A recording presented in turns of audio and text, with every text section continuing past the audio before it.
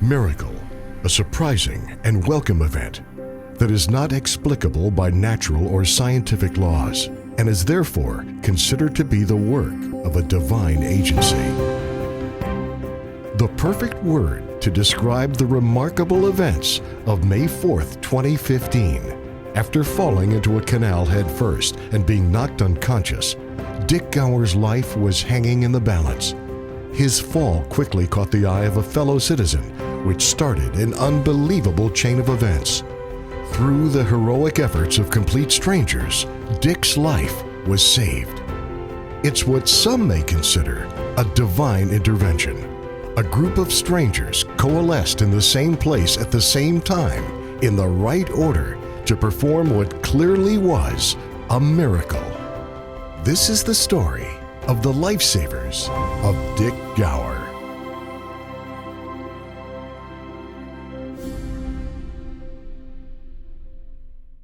I like to walk, and I love this area, and I like to see it kept clean. So I have a habit, when I walk, I have a bag and I pick stuff up, right?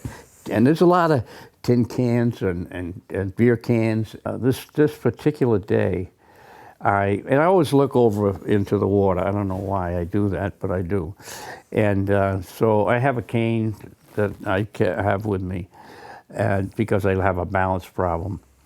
But I was looking down into the canal, and there was a can right there, and I leaned to pick it up, and my cane started to kind of go into the dirt.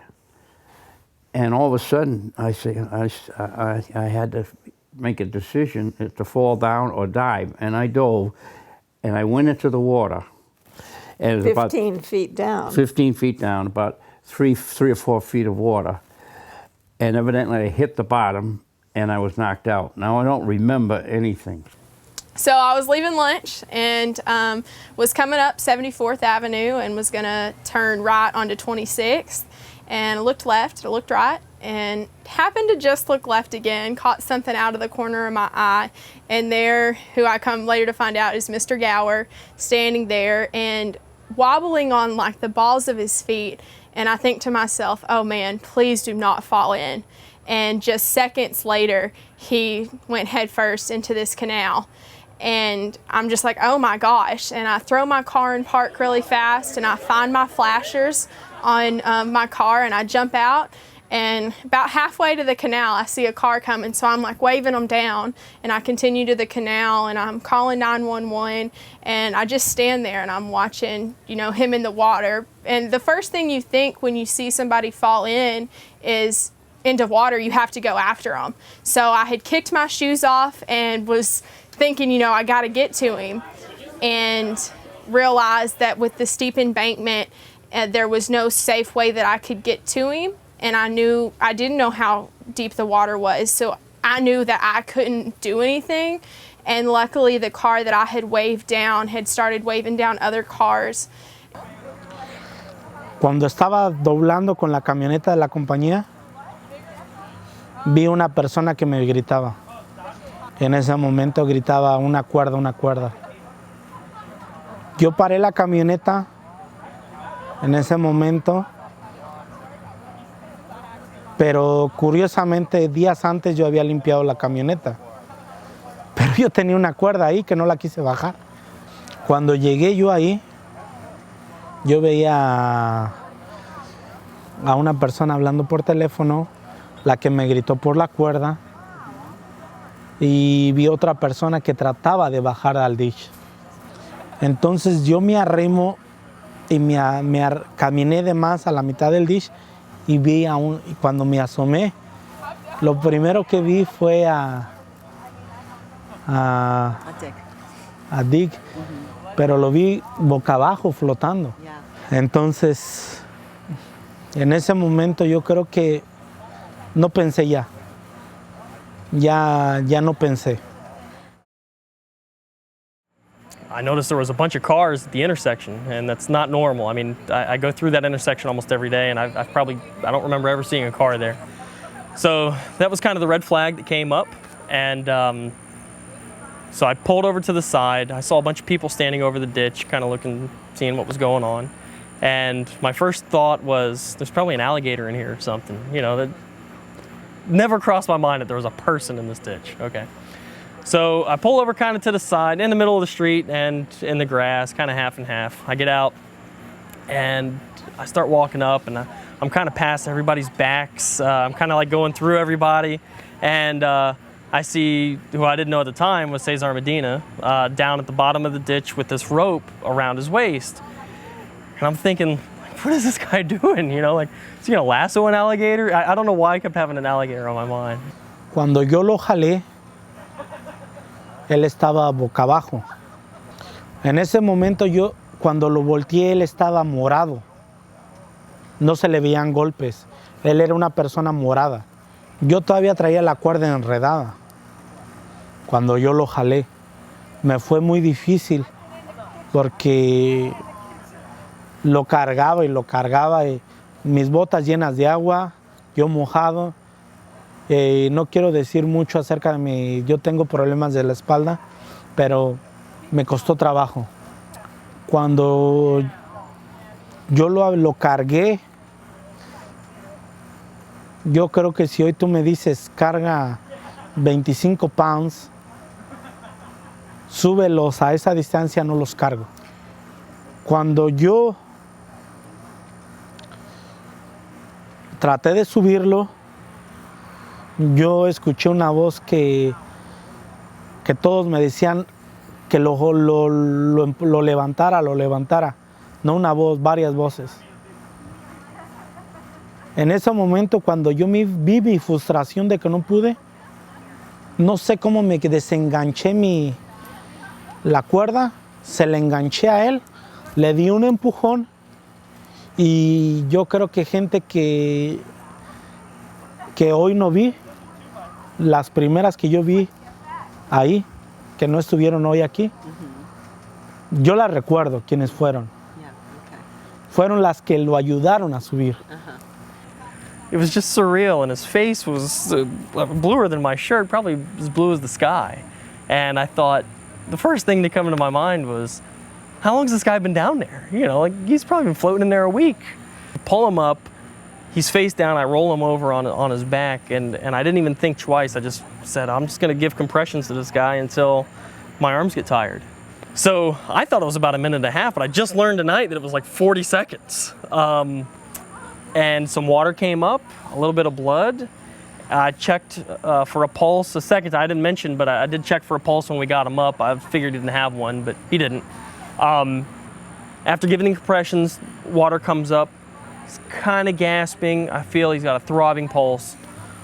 I'm thinking, no way. It's got to be because I've been pushing this hard and his heart's artificially pumping from my compressions. And there's no way this guy's alive, right? So I give it like 10 seconds or so. Feel his arm again, and he's still got a pulse, and he's kind of gasping for air. So I have him up on his left side, a little bit of water kind of drains out, some more blood, and he's gasping, but he's completely unconscious. I mean, altered mental status at best. I mean, he was just out of it. About a minute later, a police officer showed up, maybe 2 minutes later, asked kind of what was going on. I mean, everybody's really frantic. My heart was racing. Just explained to him exactly what I'm saying now, and he said okay. And then about 2 minutes later, EMS showed up. A couple of them are here, and they basically got him on this gurney, got him in the ambulance, and he was gone. Now by then, I know that he is in big trouble, and I'm very worried, and I'm like, I think there's a good chance that he's not coming home. So when they knocked on the door and came in, I looked at this guy, very official, in his sheriff's deputy outfit. I said, just tell it to me straight. Don't sugarcoat it. And he said, we found your husband. He fell into a canal. What? What was he doing near a canal? He has never told me in all of these times that he's walked that he goes close to canals. I'm like, oh my gosh. He said, it's all right. People got him out. They gave him CPR. They got him into the rescue squad. They took him down to Lawnwood in Fort Pierce because they have a trauma unit. Yeah. So he gave me the address. And I now start packing a bag to get ready to go. Because I'm going to go down there, and I don't know for how long. So I'm packing a bag. And the doorbell rings, and it's Nurse Patty and another nurse, Becky. And they step into the door, and they're just checking on me. I said, I'm fine now. Everything's good. Oh, there's one little thing I forgot to tell you that's another coincidence. When Curtis Carpenter made that post on Facebook, a friend of his called him up and said, Curtis, that's all very nice that you saved this guy. But, you know, I'm a statistician. Do you know what the statistics are of people who get CPR, come to, and ultimately do not survive? No. What? 5% survive. 95% don't make it. Yeah. So after being all elated over what he's done, he's now deflated because he's thinking the guy's not going to make it. Not going to make it. So Nurse Patty knows this, and she's saying to me, I want to go with you to Lawnwood. I'm like, no, you don't need to go with me. I'm fine. She was like wanting to hold my hand, and I'm like, that's fine. That's very nice, but I want to get down there. I want to be with him, and there's no need for you to be there. It's okay. Well, I didn't know that she was thinking I was going to get down there and find that he was not alive, and she wanted to be with me, which was very sweet.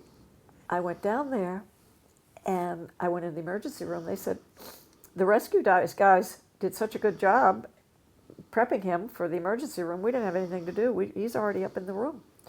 So I got up to the floor, and before I went into the room, I waited for a nurse to come along so I could ask what I was going to find when I went in there. I didn't want to be taken aback. And she said, are you kidding? He just woke up and he's asking for you. I'm like, all right, this is good. And she was there. So I got in there, and I stayed there for 3 days. Yeah. And on the next morning at 7 o'clock, Nurse Patty called up. And she said, so how is he? Because she's waiting to hear that he hasn't made it. I said, are you kidding? He's alive, kicking, feisty, and giving me a hard time. He's fine. So she said, well, maybe you'd like to talk to Curtis Carpenter. He said, I sure will. Yes, Would. yeah. And so she said, I'm going to text him, talk to him on Facebook and ask him to give me his phone number, and I'll call you and give you his phone number. You can call him up. So between the time he talked to Nurse Patty and we called him, he posts on Facebook, Nurse Patty from Indian River Estates just called me and said the dude is alive and wants to talk to me. So then after we talked quite a long time, he was so excited and so thrilled that he was alive and that he had been helpful in making that happen, more than helpful. And he apologized to Dick. He said, so I think I might have broken your ribs. Yeah, I have 3 fractured ribs. Oh, I'm so sorry. Dick said, are you kidding me? I'll take a few broken ribs any day of the week, for what you did. Yeah. No, that's fine. Think nothing of it. The story is just amazing, and how everybody came together to, with CPR and everything like that, and the man with the rope. And I'm really blessed to have been there and to, help him continue in this life. And I know him and Ellen are so blessed that all of us were there, and they're just such wonderful people. I couldn't have saved a nicer guy. These 2 people, I didn't know them from Adam before this whole event, but they've been so gracious and so thankful. Throwing this party here, I couldn't have saved a nicer guy. It's not about me. It's definitely not about me. It's about... No, because you did the stupid thing. That's right. Everybody else did the Right. But all of the pieces that fell into place to make it so that he didn't drown? Had I stopped off for gas like I had thought about that day, had I, got stuck at the red light just a second longer, Mr. Gower wouldn't be with us today, and it would have been such a tragedy because nobody else was at the intersection at that particular moment to have watched him fall. But if she hadn't been looking in those 2 seconds, we wouldn't be here today. I'd probably be floating into the tube, Lo curioso es que nos encontramos en los pasillos aquí, nos quedamos viendo frente a frente y pensamos, ¿Quién? gente, yo no voy a decir nombres, no quiero nada más Los que estaban aquí. de cuando ellos pensamos, wow, ¿qué pasamos, no? Ese momento. I probably said it a few times during this whole thing, but this has literally been, and here's my one word, unbelievable. The timing would definitely be it. If anything had been seconds off, Mr. Gower wouldn't be with us today, and I fully believe that. And I know that God had a big role in all of it and placing all of us there at the time that we needed to be. just to know that those people came and did what they did. So And it gave me, a greater appreciation for the goodness in people. It's just very, very inspiring, very, very heartwarming, and it gives me just a tremendous amount of joy. It's what some may consider a divine intervention. A group of strangers coalesced in the same place at the same time, in the right order, to perform what clearly was a miracle.